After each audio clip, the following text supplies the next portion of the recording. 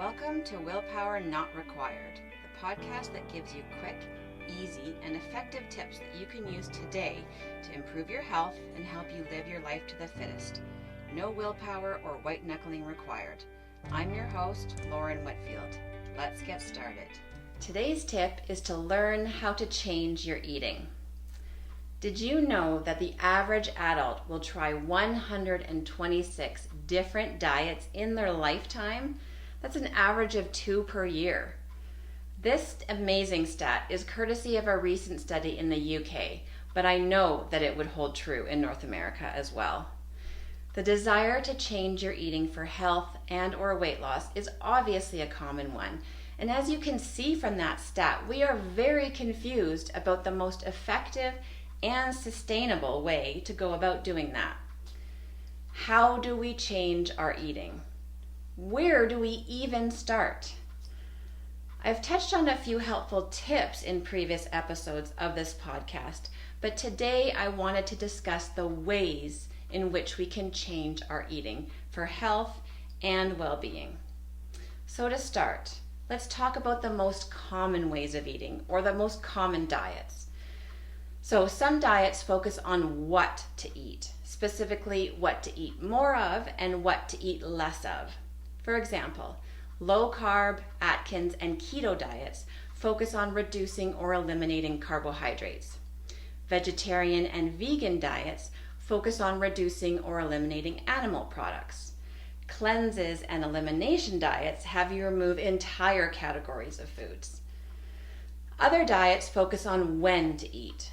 Intermittent fasting has you narrow the hours of the day in which you eat and widen the hours in which you fast or don't eat. Food combining diets say that some food groups digest well when eaten together and some don't. They encourage you to focus on combining certain food groups together in the same meal, while also avoiding ingesting certain other groups in the same meal.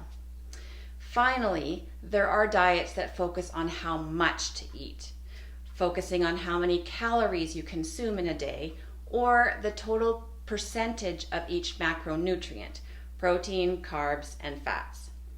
So which of these ways of eating is best for health and weight loss? Well, the answer is, that depends. Stick with me. The truth is that we are all different.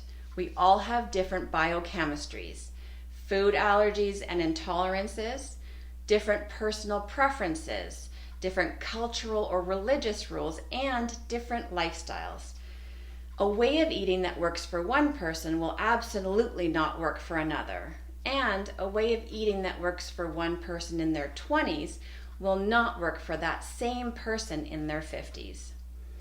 The answer is obviously complex, and ultimately the best strategy is to test out various ways of eating to find out what works best for you. When it stops working, be open to changing it up. In order to find the right diet for you, I recommend you focus on all of these ways of eating, just in a specific order of importance. Master, or at least be comfortable with one before moving on to the next. So first, focus on how much you're eating. Eat what you normally do, but start by focusing on portions, so eating less. This is where episode 11 comes in of the podcast, how to use your hands to measure portion size. Once you're comfortable with this, move on to step 2. Focus on how you eat. Slow down, reduce distractions, and learn to notice your body's hunger and fullness cues. I touch a bit on this in episode 13. Third is to focus on why you eat. Are you eating for hunger, boredom, sadness, loneliness, or to relieve stress? Then you can focus on what to eat. By this point, you're a little more in tune with what your body is telling you, and you can experiment with adding or removing foods and seeing what feels good and what gives you the results you're looking for. Once you're following these first 4 steps consistently, about 80% of the time at least, you can then focus on when you eat. Do you eat breakfast or do you skip it? Do you fast? And if so, when, for how long, and how often? Do you time eating around your workouts? Do you time what types of foods you eat around your workouts? This strategy makes you an expert on you. What feels good for your body, what works for your lifestyle, and what is sustainable. Ultimately, there really is no right or wrong way to eat. It's only the right or wrong way to eat for you and your health. It's always tempting to completely overhaul your diet all at once in order to get results quickly. However, by stepping back, slowing down, and focusing on one step at a time, as suggested here, you will get the results you want, and you will be able to sustain these results. Willpower not required.